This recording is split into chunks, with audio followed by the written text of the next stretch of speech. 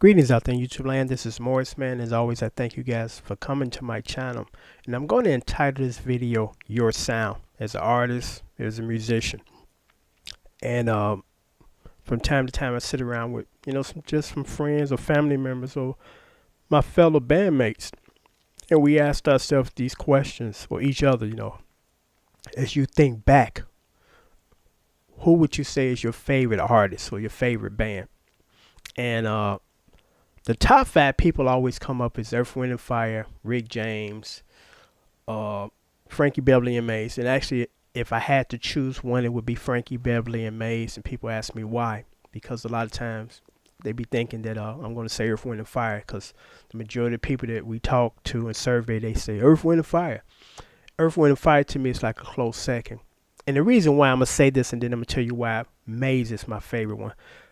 I've always felt in most cases that a lot of their stuff was too crowded. A whole lot of horns going on, a whole bunch of guitar stuff, a whole bunch of harmony things being thrown at you. And they were done extremely well.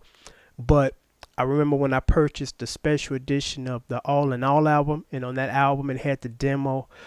It was called Would You Man, which turned out eventually to become Love's Holiday. And that was the very first time I could hear Maurice White without all that other stuff going on. And I said, man, that man got a beautiful voice, but I couldn't hear it because of all that other stuff going on. So that's why, they were number second, because it's like just sometimes too much stuff going on. You just can't clearly hear everything distinctively. And that's what I love about Frankie Beverly and Maze. You can hear all their stuff. I love their arrangements because, their bass sound is the keyboard. And everything to me is kind of accompanying the keyboard. And I've always been a huge keyboard player fan. I wish I was a good piano player or a piano player, because you could do so much when you're a keyboard player. You just do so much. And that's why, again, Frankie Beverly and Maze is my favorite band. I love their format. I love their sound. I love their structure of their song. Because I don't think there was no bigger Prince fan than me and my buddy Tony back in the 70s. And then around the exact same time after Purple Rain came, Purple Rain was released, his style changed. And I understand why. It was a strategy, because when you are a rock star, you make much more money than you are R&B star. Whole lot of more money. So a lot of musicians are aspiring to get to that level where they cross over successfully and make much more money. And after Purple Rain, to me, his style changed, his sound changed. It kind of went into that rock thing, and of course I love rock too. And I was asking my buddy, I said, why do you not feel the same about him as I don't? And he said, his format style changed, because back then, before the dated rock stuff, or before the rock stuff, it was the R&B kind of funky new wave kind of thing he was doing, kind of a James Brown kind of a groove, and it was structured. The melody was good, the lyrical structure was good, but after Purple Rain, and Graffiti Bridge was just a nightmare to me. It's like, what is this? The movie and the soundtrack. It was a vanity project, as they would say. And ain't nothing wrong with that. If you got a little money, you want to just do what you want to do, hey, more power to you. But I listened to the last several years of his stuff, and this is not knocking Prince, so I'm not going to get into that, because when I start talking about him, people start getting mad and upset, like they were his brother. Hey, you did the Morris, man. But anyway, it just wasn't the same. I'm listening for well-structured stuff. Now, it was a song I just actually found out or heard that he released several years ago. It's called Cinnamon Girl. Great song, great rock song. The structure was great. The verses, it was just structured. But for the most part, after Graffiti Bridge, the majority of the stuff just became jam sessions. Not really tightly structured, just kind of jam sessions. It's like there's a time for that. Normally you do that when you're doing something live. But let me get off Prince, because I'm not trying to be negative. I'm just using him as an example of format and sound, because bands that I just simply love their sound. Like I said, Frankie Beverly, all that stuff is just well polished, structured, beautiful songs. All of them, all of them. The Gin Blossoms, the harmonies, the way that the two guitar players blend well reminds me of the Eagles. I think that they were big fans of the Eagles before they started, recording their stuff, because the relationship that the guitar players have is the same kind of relationship that the Gin Blossoms have, and it just sounds good. It's just woven beautifully. Van Halen. I think Van Halen was a very underrated band when it came to their writing ability. They wrote great rock songs and they arranged great rock songs. Because what's interesting in rock versus R&B, in R&B you can be an artist and you can write for other people while you're still doing your thing. R.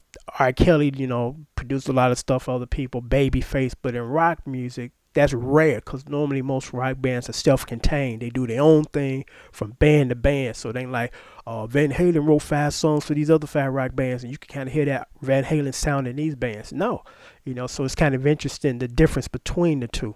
But I noticed that a long time ago that rock hasn't branched out like that, where a rock band is writing and producing for other rock bands. Every blue moon somebody might do a cover of another rock band, but they're not produced by Van Halen. Now there was actually one band, I forgot the name of it because I got a CD around here. I found it in a dollar bin almost 15, 20 years ago. Eddie Van Halen produced the album for this group, and the release off of it, the single was called Nothing to Lose, which I did a cover of. Really nice song. But as far as I listened to some of my old recordings, I said, man, I miss those days when we were all kind of not having no money and we were hungry and we were driven, and I listened to my sound then. I was like, I like what I did, and I like what I did on what I did it on, 4 to 16 track recordings. And this is long before digital computers and cutting and pasting. When you messed up, you started over and did it from beginning to the end. You didn't go back in the middle of a song and patch it in right here. Because to a decent ear, you can hear the patch. The tone is different. The feeling is different in most cases. But like I told you guys, I'm working on a new CD. And I'm still trying to find my sound again. Because I'm like, I like that sound, And the stuff that we've laid down so far is good, but it's like I'm always a perfectionist when it comes to that. I'm pushing a little harder because I want to be able to sit down and listen. Because the sign to me of when I write a good song, when I sit down and listen to it for like 20, 30 times, and during that time I'm not tired of hearing it, because I'm like, yeah, it's at the end. Let me rewrite it, because this is a sign of when you write a good song. One of the guy that became a we never co-written anything, but he used to sing on a lot of my sessions. And I brought a song to him in the studio. I said, let me know what you think of this. And I put it on. He listened to it, and as soon as he was about to go off and fading off, he said, let me hear that again. That's when you got something good, when people want to keep hearing it, But a lot of people don't think about that in terms of sound, their specific sound. Because there's some bands, they're not bad bands. It's just I just don't care for their sound. Just don't.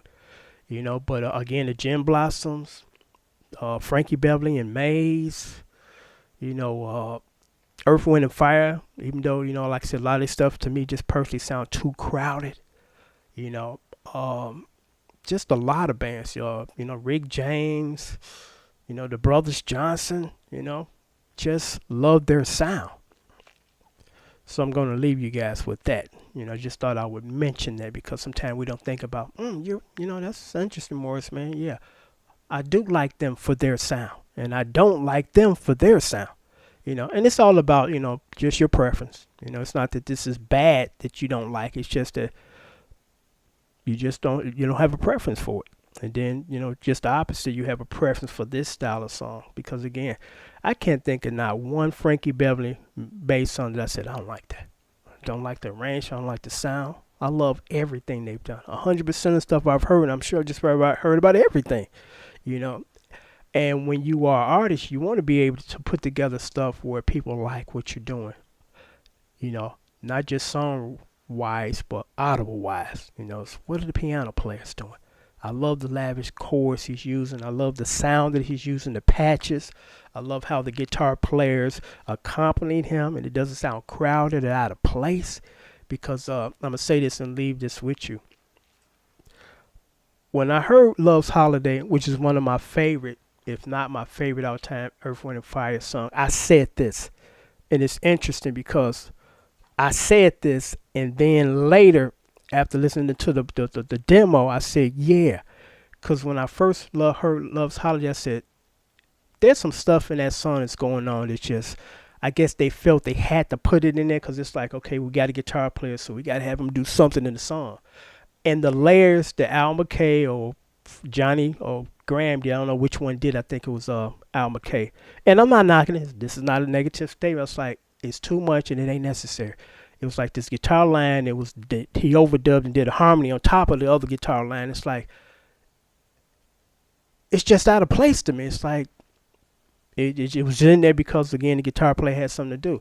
But when they did the demo, which of course was before the final product, there was none of that line. It was just an acoustic guitar in the background, classical guitar or electric acoustic guitar. And I said, this is beautiful. I can hear Maurice White, beautiful timbre, as opposed to all that stuff crowding together and you can't hear all this other stuff. But I'm going to sign off now. I just thought I'd give you my thoughts on, you got to have a sound. We all have a sound. And do we like our sound? Do others like it? Till next time, take care. And as always, I thank you guys for your support and viewing my videos.